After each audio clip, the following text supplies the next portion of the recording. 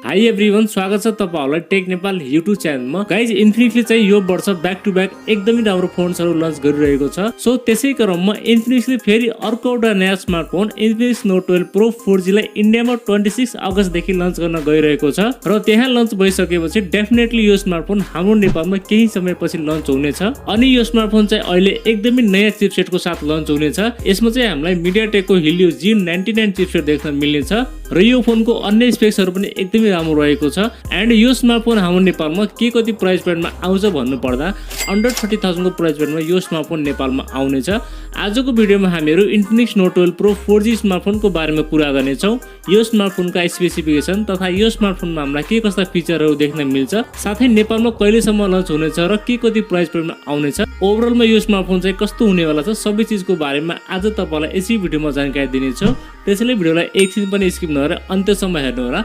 अब चाहिँ तपाईहरुको टाइम वेस्ट नगरी लागौं भिडियोतर्फ। सबैभन्दा पहिला हामी यो स्मार्टफोनको बिल्ड क्वालिटी अनि डिजाइन देखि कुरा गर्नेछौँ।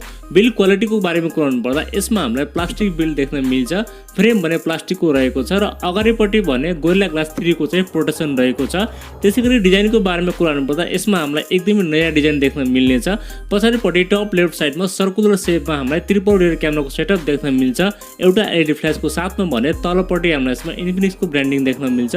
त्यसैगरी अगाडिपट्टि भने यसमा हामीलाई वाटर ड्रप नचको चाहिँ डिस्प्ले रहेको छ। साथै यो स्मार्टफोन सिलिन्डर लाइट वेट हुनेवाला छ, जसको मद्दतले फोनको इन ह्यान्ड फिल पनि एकदमै बबाल हुनेवाला छ। तपाईहरुलाई पक्कै पनि फोनको बिल्ड क्वालिटी र डिजाइन अवश्य पनि मन पर्नेछ। अब चाहिँ हामी कुरा गरौँ यो स्मार्टफोनको डिस्प्लेको बारेमा। डिस्प्लेको बारेमा कुरा गर्नु पर्दा यसमा हामीलाई 6.7 इन्चको FHD plus super AMOLED display देख्न मिल्छ। साथमा 20:9 को एस्पेक्ट रेशो र 393 को चाहिँ PPI डेन्सिटी रहेको छ। एमोलेड डिस्प्ले भएको कारणले तपाईलाई यो डिस्प्लेमा कन्टेन्ट वाचिङको लागि एकदमै मजा आउनेछ। ब्राइटनेसको कुरा गर्नु पर्दा यसमा हामीलाई 650 निट्सको चाहिँ ब्राइटनेस देख्न मिल्छ। तपाईलाई यो स्मार्टफोनमा घाममा युज गर्दा पनि तपाईलाई कुनै पनि समस्या आउने छैन। यो डिस्प्ले भने 60 हर्ट्ज को डिस्प्ले हो। तपाईलाई चाहिँ यो डिस्प्लेमा कन्टेन्ट वाचिङको लागि र गेमिङको लागि चाहिँ कुनै पनि समस्या आउने छैन। परफर्मेन्सको बारेमा कुरा गर्नु पर्दा यसमा हामीलाई एकदमै नयाँ चिपसेट देख्न मिल्छ। यसमा पनि हामीलाई मिडियाटेकको हिलियो G99 चिपसेट देख्न मिल्छ। यो भनेको 4G चिपसेट हो र साथमा 6 नैनोमिटरमा बनेको चिपसेट हो, जसमा हामीलाई हिटिङ पनि एकदमै कम देख्न मिल्छ।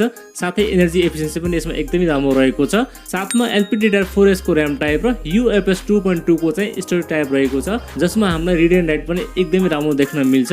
गेमिङ ग्राफिक्स भने यसमा हामीलाई आलमालीको G57 MC2 अक्टोकोर GPU देख्न मिल्छ, जसमा गेमिङ ग्राफिक्स पनि एकदमै राम्रो देख्न मिल्छ। गाइस, तपाईहरुले यो चिपसेटमा मिडियम टु हाई सेटिङमा मजाले गेम खेल्न सक्नुहुनेछ। साथमा तपाईलाई डे टु डे परफर्मेन्स पनि एकदमै राम्रो मिल्नेछ। अब चाहिँ हामी कुरा गरौँ सफ्टवेयरको बारेमा। सफ्टवेयरको बारेमा कुरा गर्नु पर्दा यसमा हामीलाई लेटेस्ट एन्ड्रोइड 12 देख्न मिल्छ। साथमा यो चाहिँ रन गर्नेछ XOS 10.6 मा रन गर्नेछ। क्यामेराको बारेमा कुरा गर्नु पर्दा यसमा हामीलाई ट्रिपल रियर क्यामेराको सेटअप देख्न मिल्छ। प्राइमेरी सेन्सर भने 108 मेगापिक्सल को रहेको छ। त्यसैगरी 2+2 को चाहिँ डेप्थ र माइक्रो सेन्सर रहेको छ। त्यसैगरी सेल्फी क्यामेरा कुरा गर्नु पर्दा यसमा हामीलाई 16 मेगापिक्सल को सेल्फी क्यामेरा सेन्सर रहेको छ। भिडियो रेकर्डिङ भने यसमा तपाईहरुले 2K 30 fps सम्म सुट गर्न सक्नुहुनेछ। प्राइसिङ अनुसार यसमा तपाईलाई क्यामेरा सेटअप एकदमै राम्रो मिल्नेछ। ब्याट्रीको बारेमा कुरा गर्नु पर्दा यसमा हामीलाई 5000 mAh को ब्याट्री देख्न मिल्छ र जसले चार्ज गर्नको लागि 33 वाट को फास्ट चार्जर तपाईले बक्स पाउनुहुनेछ। आई थिंक ब्याट्री ब्याकअपको कुरा गर्नु पर्दा यसमा चाहिँ तपाईलाई एक दिनको ब्याट्री ब्याकअप आरामसँग दिनेछ।